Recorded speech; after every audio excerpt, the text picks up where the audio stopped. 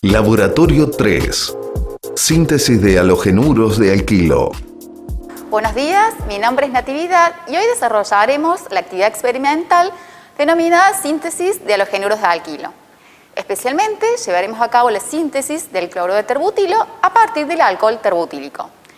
Este trabajo práctico consta de 3 etapas. En la primera llevaremos a cabo la síntesis del cloruro de terbutilo. En la segunda desarrollaremos pruebas que nos permitan caracterizarlo. Y en una última etapa estudiaremos la reactividad frente a reacciones de SN1 y SN2. Recordemos que el estudio detallado de la reacción de síntesis del cloruro de terbutilo fue analizado en su respectivo teórico y que está disponible en el aula virtual para cualquier consulta. Comencemos entonces con la reacción de síntesis. El cloruro de terbutilo puede ser preparado fácilmente en el laboratorio haciendo reaccionar el alcohol terbutílico o terbutanol con ácido clorhídrico, según la siguiente ecuación.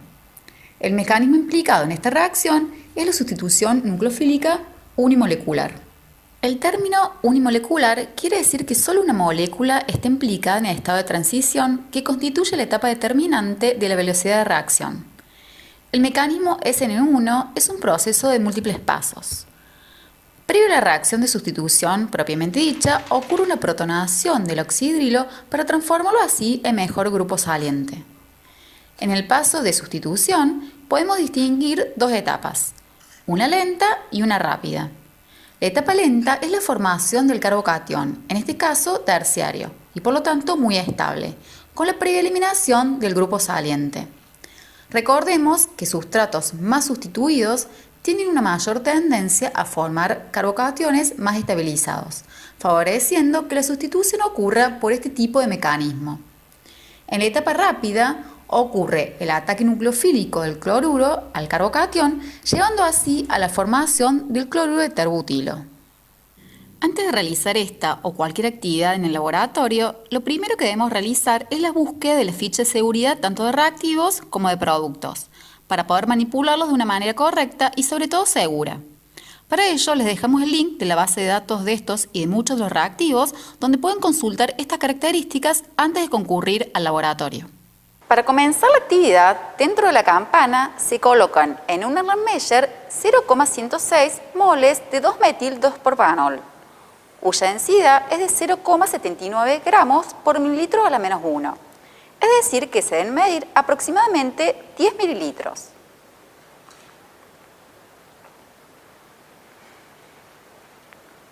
Es importante mencionar que como el terbutanol tiene un punto de fusión bastante bajo, de 25 grados centígrados, es posible que durante la época invernal en la ciudad de Córdoba, donde la temperatura ambiente es inferior a este valor, el reactivo se encuentre en estado sólido. Si ese es el caso, lo que debemos hacer es calentarlo suavemente durante algunos minutos, colocándolo en un baño a 30 grados centígrados. Posteriormente, se coloca una barra de agitación magnética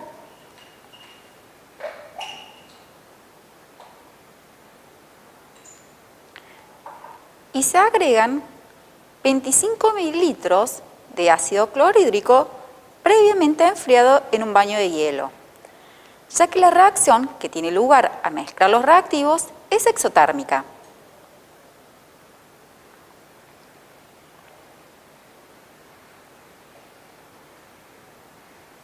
Luego se tapa la boca del Erlenmeyer con papel aluminio. No se debe colocar un tapón para permitir liberar la presión.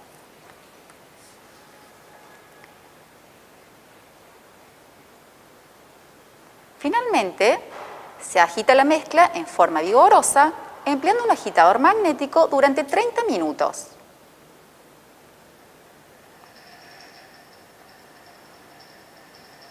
Transcurrido este tiempo, se trasvasa la mezcla de reacción a una ampolla de separación.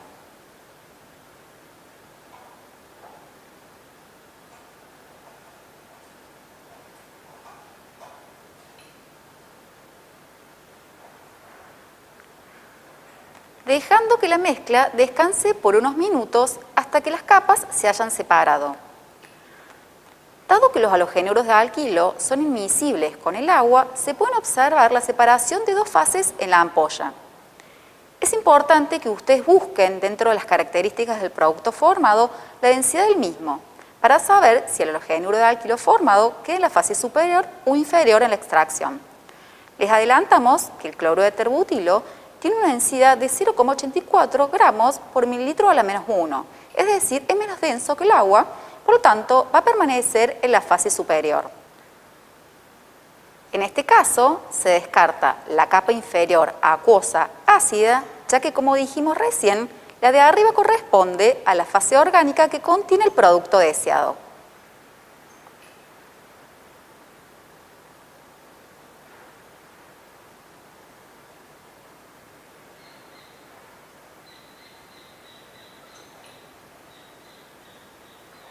Luego, se lava la fase orgánica del halogenuro de alquilo con 10 mililitros de solución de carbonato ácido de sodio al 10%, para neutralizar los restos de ácido clorhídrico.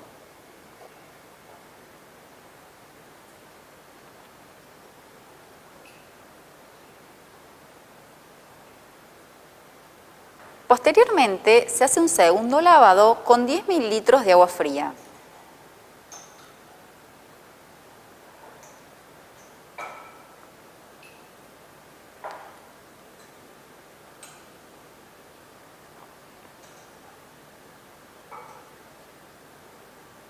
Finalmente, la fase orgánica, que en todas las extracciones fue la fase superior, se recoge en un Erlenmeyer seco y se agrega 1 gramo de cloruro de calcio anhidro para secar la preparación. Es muy importante almacenar el halogenuro de alquilo obtenido seco para evitar que el agua lleve a la formación del terbutanol.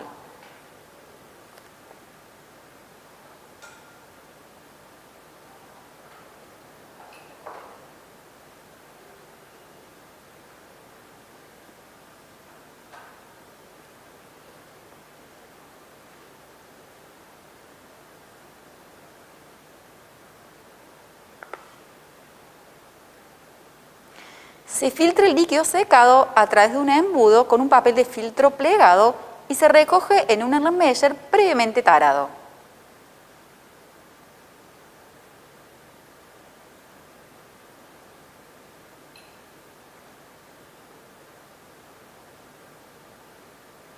Dado que el producto obtenido puede contener impurezas como reactivos remanentes de la síntesis o subproductos, estas pueden eliminarse mediante su purificación por destilación. Lo primero que debemos realizar es el armado del equipo de destilación, para lo cual necesitaremos una plancha de calentamiento, un baño de agua, un baño de hielo, un balón de destilación, plato poroso, 2 balones recolectores, un refrigerante, un codo de destilación y un termómetro.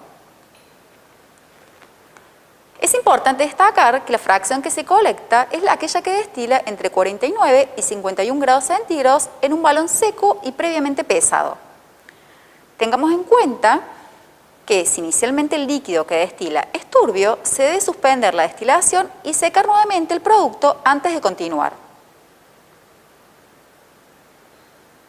Finalmente, debemos calcular el porcentaje de rendimiento como se explica a continuación, ¿sí? Si consideramos que colocamos inicialmente 9,97 mililitros de terbutanol, esto correspondía a 0,106 moles de reactivo, ¿sí? Como la relación estequiométrica entre reactivos y productos es 1 a 1, deberíamos obtener al finalizar la reacción, si hubiera dado el 100%, 0,106 moles de cloruro de terbutilo.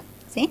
Considerando el peso molecular del cloruro de terbutilo, que es 92,5, y la masa final pesada en el laboratorio, que correspondería a 8,32 gramos de cloruro de terbutilo, podemos calcular los moles de cloruro de terbutilo obtenidos en la reacción, que en este caso serían equivalentes a 0,0899 moles. Bien, como ya dijimos previamente, si hubiéramos obtenido el 100% de reacción, esto nos debería haber dado 0,106 moles de cloruro de terbutilo. Por lo tanto, los moles reales obtenidos, 0,0899, equivaldrían al 84,85% de rendimiento. Es importante, finalmente, recordar que el producto purificado se debe guardar rotulado, ¿sí? Y fuera de la luz y la humedad. Como vimos en el trabajo práctico anterior, los compuestos pueden identificarse mediante técnicas espectroscópicas. A continuación se muestra el espectro infrarrojo del sustrato de la reacción, es decir, del terbutanol. Recordemos que este tipo de espectroscopía nos da la información de la presencia de grupos funcionales. Se pueden distinguir dos señales. Una banda más delgada, a la altura de 3000 centímetros a la menos 1, perteneciente a la tensión carbono-hidrógeno, y otra banda más ancha, arriba de 3300, correspondiente a la tensión oxígeno-hidrógeno, característica de los alcoholes. Con respecto al espectro de resonancia magnética nuclear, nos da la información de la estructura de la molécula. Como se vio en la clase pasada, existen tres conceptos muy importantes que son el desplazamiento químico, la multiplicidad y la integración. Si observamos el espectro, se distinguen dos señales. Una señal cercana a 1,2 ppm y otra que sale cerca de 2 ppm. Es decir, se podría inferir que existen dos tipos de protones. Si miramos la molécula, vemos que tiene 3 metilos, los cuales tienen el mismo entorno, es decir, están unidos a lo mismo, son equivalentes, por lo que deberían salir como una única señal alta, ya que deben integrar para 9 protones. Y dado que no tiene hidrógenos vecinos, sale como un singlete. Y además la molécula contiene un protón del alcohol, el cual es correcto que salga también como un singlete. Del mismo modo, analicemos los espectros de infrarrojo y de resonancia magnética nuclear del producto, es decir, del cloruro de terbutilo. Con respecto al espectro de infrarrojo, deberíamos observar la desaparición de la banda de tensión del oxidrilo, del alcohol, y la aparición de la banda de tensión del enlace carbono-halógeno cerca de 550-650 centímetros a la menos 1. Si observamos el espectro de resonancia magnética nuclear, vemos una única señal bien alta, cerca de 1,5 ppm, la cual corresponde a los 9 protones de los 3 metilos, que al no tener hidrógenos vecinos, sale como un singlete.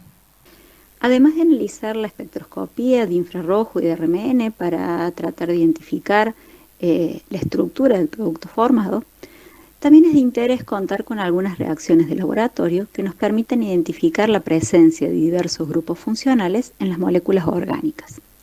En este caso, necesitaríamos buscar un test que permita de manera muy sencilla y rápida identificar la presencia de halogenuros como grupos funcionales en la molécula.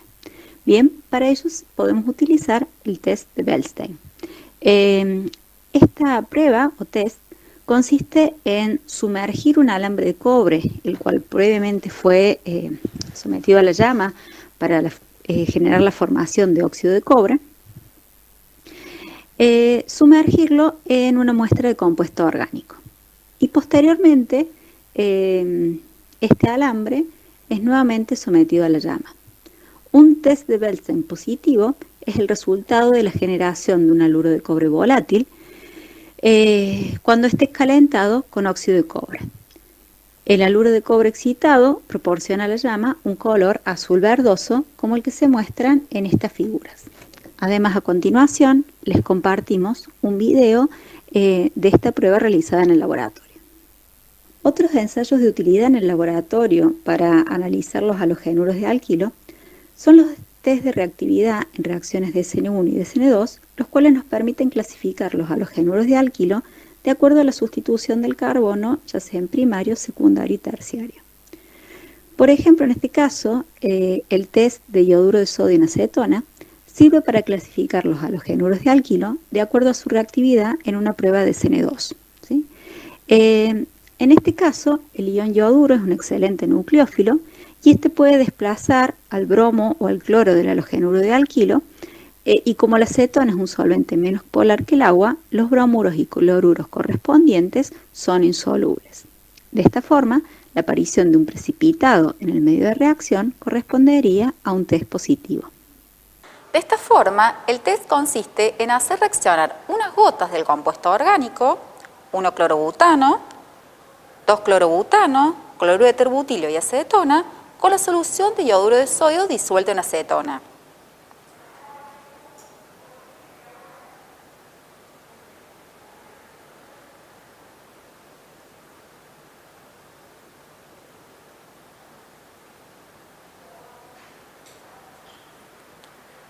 Y medir el tiempo que demora en precipitar el haluro de sodio insoluble formado. Dado que las condiciones de reacción favorecen que la reacción de sustitución ocurra por el mecanismo de SN2, es de esperar que los halogenuros primarios reaccionen más rápido que los secundarios y los terciarios no reaccionen. Como se puede observar, el único compuesto que reacciona sin calentamiento es el 1-clorobutano. Aquellos que no reaccionan se deben llevar un baño de agua a 50 grados para favorecer su precipitación. Después de unos minutos de calentamiento, se observa la precipitación del 2-clorobutano.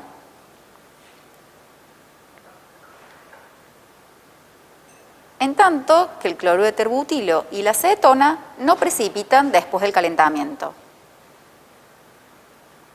En el caso del test de nitrato de plata en etanol, este sirve para clasificar en el laboratorio los halogenuros de alquilo de acuerdo a su reactividad en una reacción de SN1.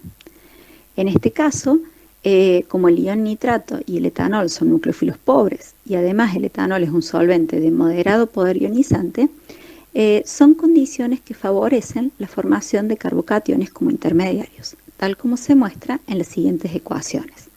Además, la presencia del catión plata favorece la salida del grupo saliente y asimismo forma en el medio de reacción un precipitado de halogenuro de plata, ¿sí? Un test positivo en este caso también resulta de la aparición de un precipitado en el medio de reacción. Para realizar este test en el laboratorio, al igual que en el test anterior, colocamos unas gotas del compuesto orgánico, 1-clorobutano, 2-clorobutano, cloruro de terbutilio y acetona con la solución de nitrato de plata en etanol y medimos el tiempo que demora en aparecer el precipitado del haluro de plata insoluble.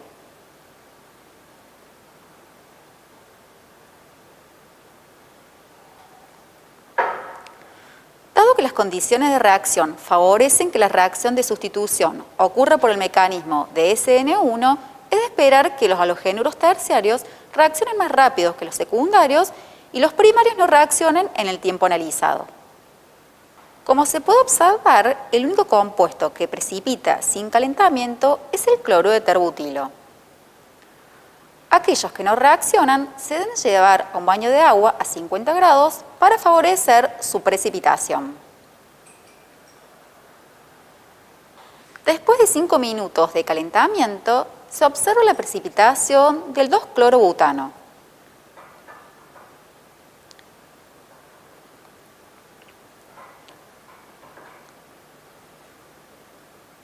En tanto que el 1-clorobutano y la acetona continúan sin precipitar.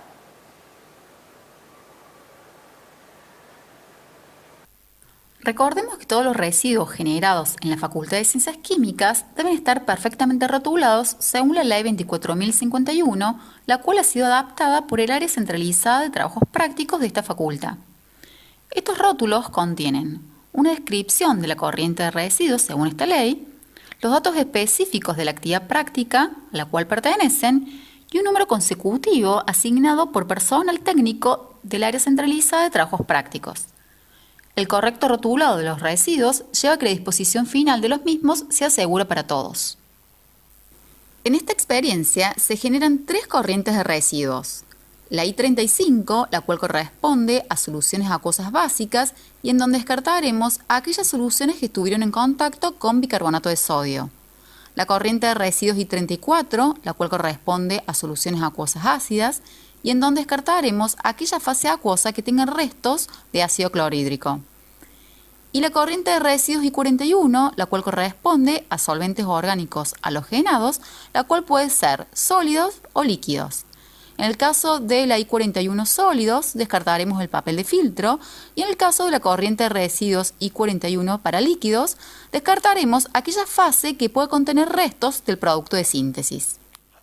Los aspectos teóricos de este tema han sido abordados en su respectivo teórico-práctico, el cual está disponible en el aula virtual.